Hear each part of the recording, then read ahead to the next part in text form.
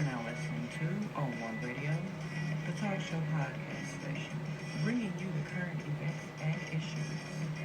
All information and resources are based on the opinions of the host unless otherwise noted.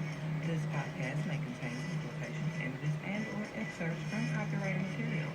These uses fall well within the copyright doctrine of fair use. This is the News Report, and I am your host, Tony.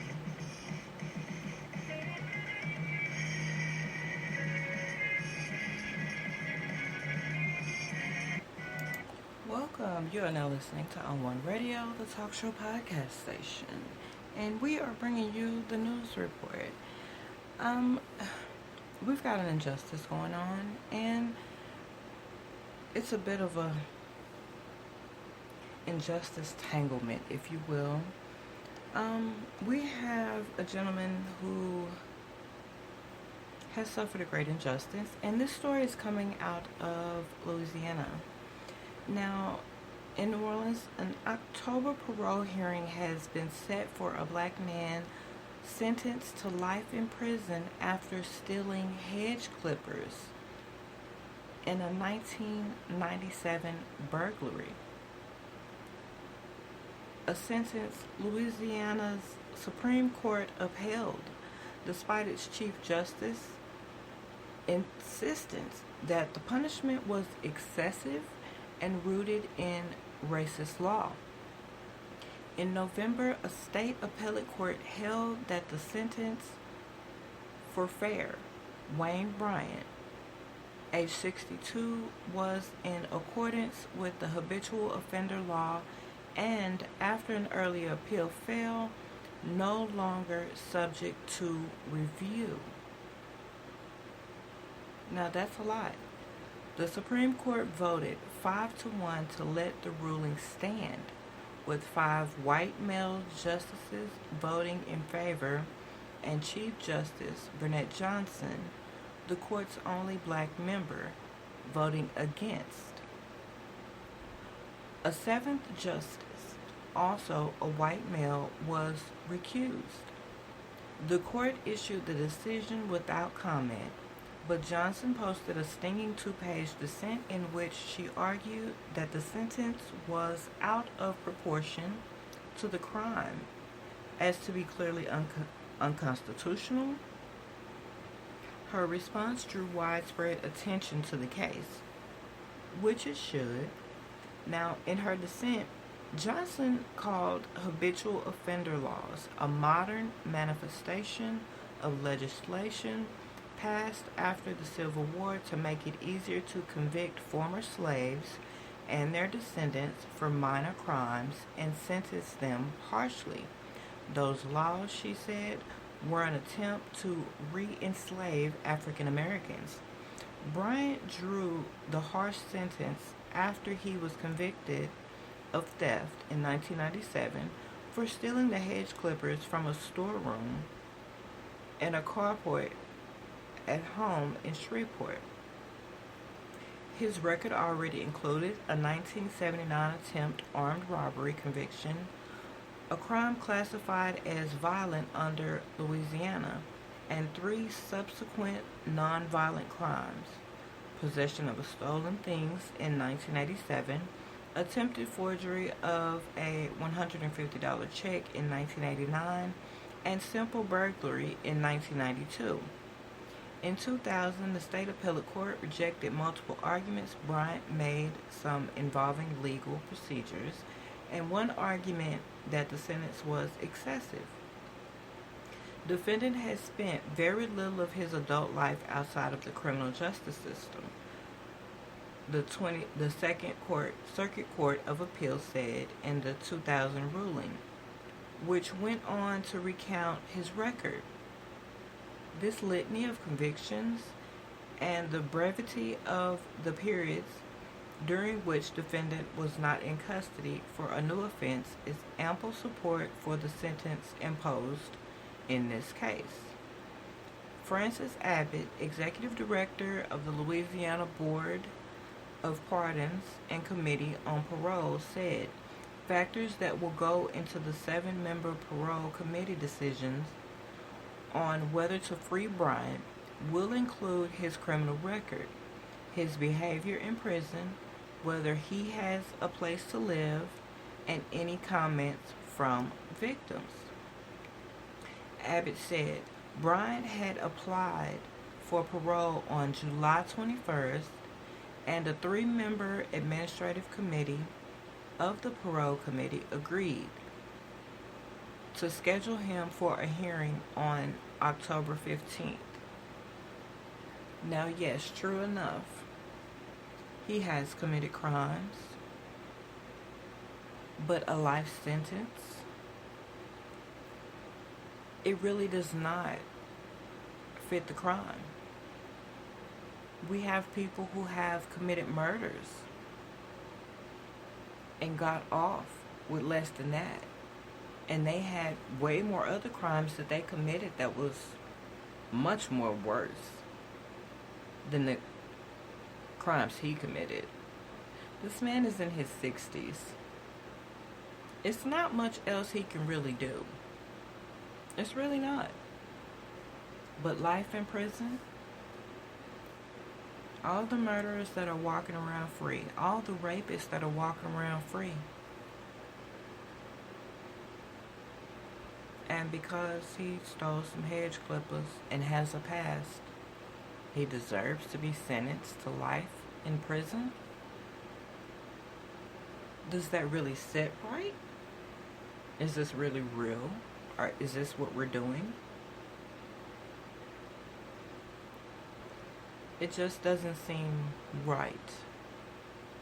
And I really believe that that law should be changed. And I have to agree with Johnson. That is harsh. Those laws, and as she stated, those laws were an attempt to re-enslave African Americans. I can't disagree with that. I really can't disagree with that because look at it. Come on, Louisiana. Really got to get it together, especially now that we're in the era of racial tension and injustice. This is just another example of such. And I really think that that law should be challenged, and it should be amended or changed. Because there is so many other things that are happening that actually deserve that sort of punishment. These are non-violent crimes.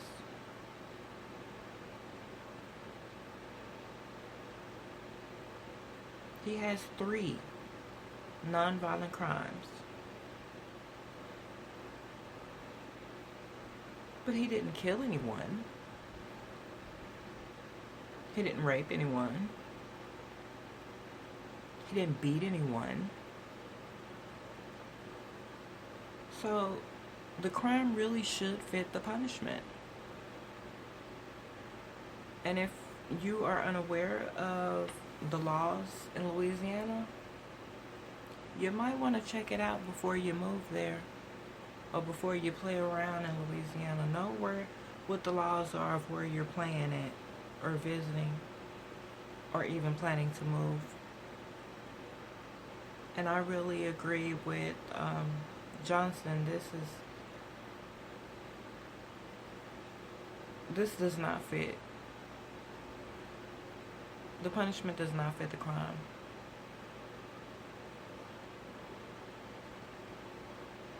And she did say a mouthful. She stated that it is a manifestation of legislation passed after the Civil War to make it easier to convict former slaves and their descendants for minor crimes and sentence them harshly. It is an attempt to re-enslave African Americans.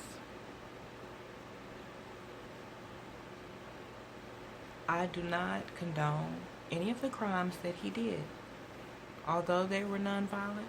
No, I don't condone them. Right is right and wrong is wrong. But this, sentencing him to life, that is wrong. He does not deserve life.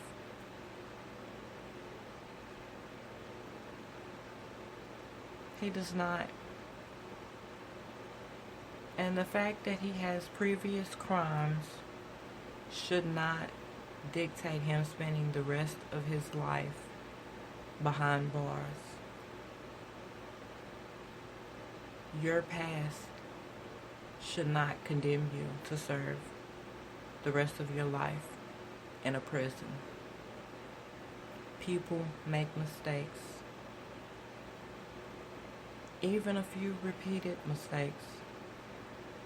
Yes, he had a choice. Whatever reason he had for doing the things he did, he served his time for each one of those crimes. He should not suffer because of his past. No one should suffer because of their past. We need our black men at home.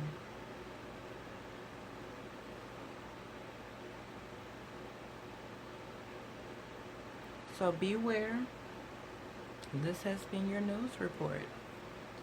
And for God's sakes, everyone, if you live in the state of Louisiana and you have priors, sit your behind down somewhere, because they trying to lock you up because of your past.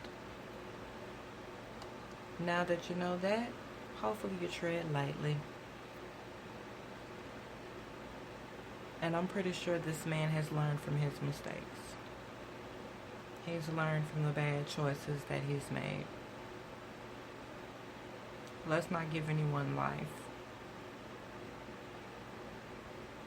because of their bad decision making or situation.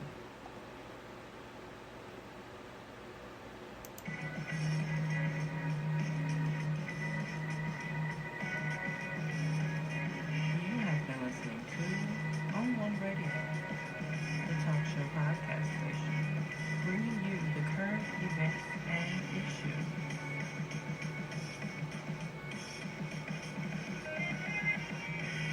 Thank you for taking the time to listen to my news report. I wish you the best and have a wonderful day.